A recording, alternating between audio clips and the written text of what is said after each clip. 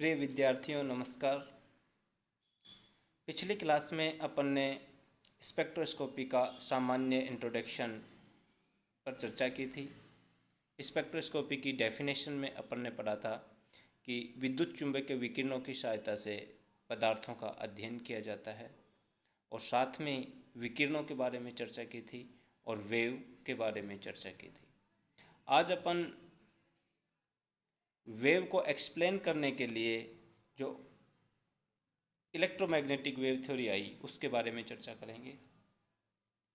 1864 में जेसी मैक्सवेल ने electromagnetic wave theory proposed की और इस थ्योरी की जो महत्वपूर्ण बिंदु हैं उनको यहाँ स्लाइड में रिप्रेजेंट किया गया है। इस थ्योरी का जो पहला बिंदु है वो है कि the energy is emitted from any source continuously. Electromagnetic wave theory मानती है कि किसी भी सोर्स से जो इलेक्ट्रोमैग्नेटिक रेडिएशंस का एमिशन होता है वो कंटिन्यूअस फॉर्म में होता है और जो इमिटेड एनर्जी है इसको इसने रेडिएंट एनर्जी कहा। और जो रेडिएशंस एमिट होती हैं किसी भी सोर्स से वो वेव की फॉर्म में होती है। वेव मतलब जो ट्रेवलिंग होती है वो विद ऑसिलेशंस के साथ में होती है। दूसरा जो इम्पोर्टेंट बिंदु है इस थ्योरी का वो है कि the radiations consist electric and magnetic field oscillating perpendicular to each other and both fields are perpendicular to the direction of propagation। इस थ्योरी ने बताया कि जो इलेक्ट्रोमैग्नेटिक रेडिएशंस होती हैं उनके दो फील्ड होते हैं, एक इलेक्ट्रिक फील्ड होता है और एक मैग्नेटिक फील्ड होता है और ये दोनों ही फील्ड एक दूसरे के परपेंडिकुलर होते हैं। इसको समझने के लिए यहाँ इस स्लाइड के कॉर्नर में एक इमेज दिखाई गई है। इस इमेज में ये शो किया गया है कि ये जो एक्स एक्सिस है इस पर मैग्नेटिक फील्ड है और जो वाई एक्सिस है इस पर इलेक्ट्रिक फील्ड है और इस वेव की जो प्रोपिगेशन की डायरेक्शन है वो ये जेड एक्सिस है। जो मैग्नेटिक फील्ड है उसके ऑसिलेशंस इस एक्स एक्सिस पर हो रहे हैं और जो इलेक्ट्रिक फील्ड है उसके ऑसिलेशंस इस वाई एक्सिस पर हो रहे हैं। तो both electric and magnetic field एक दूसरे के परपेंडिकुलर हुए। यहाँ जो बॉन्ड एंगल बना इलेक्ट्रिक और मैग्नेटिक फील्ड के बीच में वो 90 डिग्री का हुआ। अब इनकी जो प्रोपिगेशन की डायरेक्शन है इलेक्ट्रोमैग्नेटिक रेडिएशंस की वो जेड एक्सिस पर है। तो दोनों के दोनों जो फील्ड हैं इलेक्ट्रिक फील्ड और मैग्नेटिक फील्ड दोनों के दोनों इस प्रोपिगेशन डायरेक्शन के 90 डिग्री पर हैं। तो जो दूसरा पॉइंट है वो ये कह रहा है कि इलेक्ट्रिक और मैग्नेटिक फील्ड आपस में एक दूसरे के 90 डिग्री पर ऑसिलेट करते हैं, साथ ही दोनों के दोनों फील्ड जो प्रोपिगेशन की डायरेक्शन है उसके भी 90 डिग्री पर होते हैं। तीसरा बिंदु जो इस थ्योरी का है वो कहता है कि the radiations possess wave character and travel with the velocity of light in vacuum. यानी जो रेडिएशंस इमिट हो रही हैं उनकी जो नेचर होती है वो वेव करेक्टर होती है। वेव का मतलब कि जो ट्रेवलिंग होती है उसमें ऑसिलेशंस होते हैं। यहाँ अपन इस इमेज में अच्छे से देख सकते हैं कि ये इक्विलिब्रियम पॉइंट से जो उतार चढ़ाव हो रहा है इसी को अपन ऑसिलेशंस कहेंगे और जिसमें ऑसिलेशन होती है वो वेव होती है।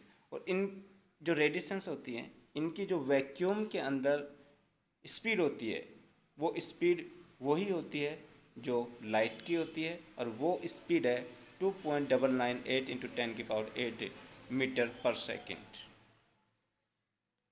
फोर्थ जो पॉइंट है वो है these waves are characterised by wavelength, frequency, velocity, amplitude and wave number. यानी इलेक्ट्रोमैग्नेटिक रेडिएशंस वेव होती हैं और इनकी कुछ करेक्टरिस्टिक्स प्रॉपर्टीज होती हैं जैसे वेवलेंथ, फ्रीक्वेंसी, वेलोसिटी, एम्पलीट्यूड और वेव नंबर। इन सारे के सारे करेक्टरिस्टिक्स को अपन अगली स्लाइड में गहराई से अध्ययन करेंगे। ओवरऑल डेफिनेशन जो इलेक्ट्रोमैग्नेटिक वेव थ्योरी से निकल के आई वो रही कि electromagnetic radiations are waves which have synchronized oscillations of electric and magnetic field। या एक वर्ड आया है synchronized oscillations। synchronized oscillations किसको कहेंगे?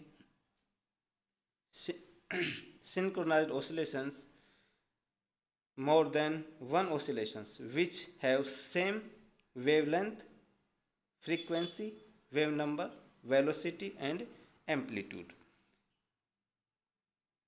ऐसे ओसिलेशंस जिनके वेवलेंथ, फ्रीक्वेंसी, वेव नंबर और वेलोसिटी और एम्पलीट्यूड समान हो, ऐसे ओसिलेशंस को अपन सिंक्रोनाइज्ड ओसिलेशन कहते हैं। और जो इलेक्ट्रोमैग्नेटिक रेडिएशंस होती हैं उनमें इलेक्ट्रिक और मैग्नेटिक फील्ड के जो ओसिलेशंस होते हैं वो सिंक्रोनाइज्ड होते हैं।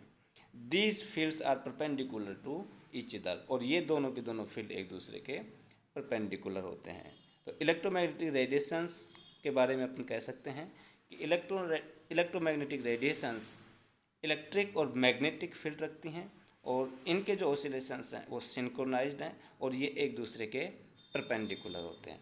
अब अपन नेक्स्ट स्लाइड में जो वेव है उसके जो करेक्टरिस्टिक प्रॉपर्टीज़ हैं, जैसे wavelength, wave number, amplitude, velocity, frequency, इनकी वन बाय वन करके चर्चा करते हैं। Wavelength distance between two adjacent crest और थ्रोट्स।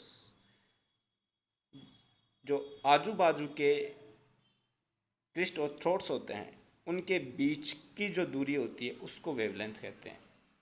यहाँ इमेज को देखिए, इस इमेज के अंदर ये वेवलेंथ दिखाई गई है। ये जो दो ये क्रिस्ट है और इसके पास वाला ये क्रिस्ट है, इस क्रिस्ट के बीच की जो दूरी है यही वेवलेंथ है। या ये दूसरे शब्दों में अपन ये थ्रोट्स को देख सकते हैं, एक थ्रोट्स ये रहा, इसके पास वाला थ्रोट ये रहा, इनके बीच का जो डिस्टेंस है यही वेवलेंथ है। और वेवलेंथ की जो इकाई होती है, जो यूनिट होती है, वो ही जो लेंथ की यूनिट होती है वो ही इसकी यूनिट होती है। जैसे metre, centimetre, millimetre, millimicrons, angstrom etcetera. यहाँ इस टेबल के अंदर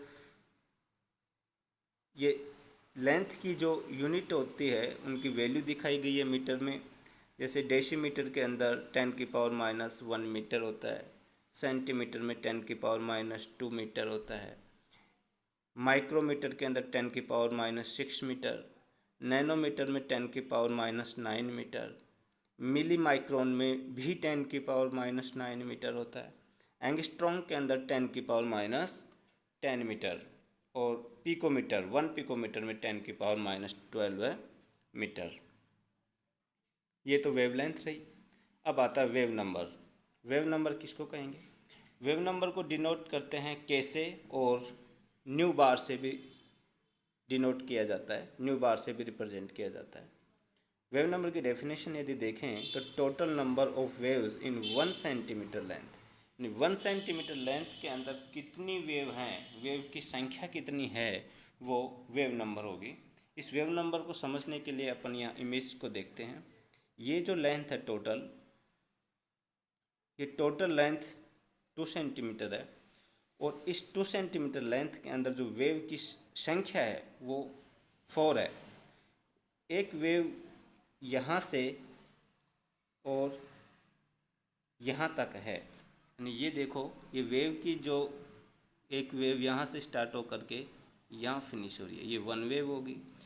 सेकंड वेव यहाँ से और यहाँ तक सेकंड वेव रही, और थर्ड वेव यहाँ से स्टार्ट हुई और यहाँ पर ये थर्ड वेव फिनिश हो गई, और जो फोर्थ वेव है वो यहाँ से और यहाँ तक ये फोर्थ वेव रही। तो ये जो टोटल 2 सेंटीमीटर लेंथ है इसमें 4 वेव हैं। तो 1 सेंटीमीटर लेंथ के अंदर कितनी वेव हुई? 2 वेव। तो वेव नंबर होगी 2 वेव पर सेंटीमीटर। और वेव नंबर को यदि अपन देखें तो वेव नंबर जो वेव लेंथ है उसके अपोजिट होता है, यानी वेव लेंथ, ये वाली वेव लेंथ जितनी ज़्यादा होगी इस डिस्टेंस के अंदर वेव की संख्या घट जाएगी, और संख्या घट जाएगी तो वेव नंबर कम हो जाएगा।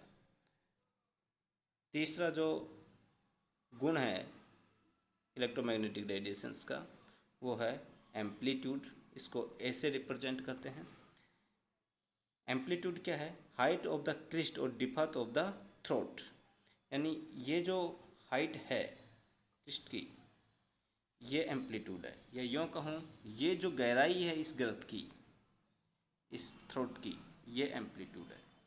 और ये करेक्टरिस्टिक प्रॉपर्टी होती है इलेक्ट्रोमैग्नेटिक रेडिएशंस की।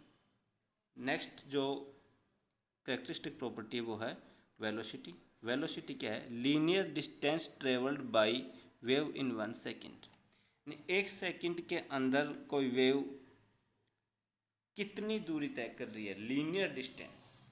जैसे ये वेव है सपोज यहाँ से और यहाँ तक 2 सेंटीमीटर दूरी तय करने में 1 सेकेंड लेती है, तो इसकी जो वेलोसिटी हुई 2 सेंटीमीटर पर सेकेंड।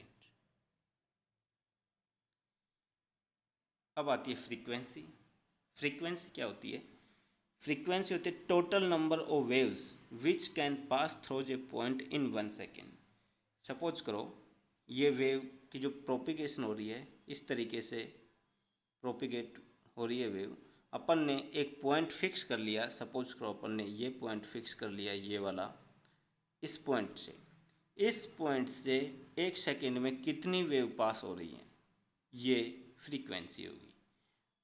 एक निश्चित बिंदु से जो पास होने वाली वेव है उनकी जो संख्या है वो फ्रीक्वेंसी होगी।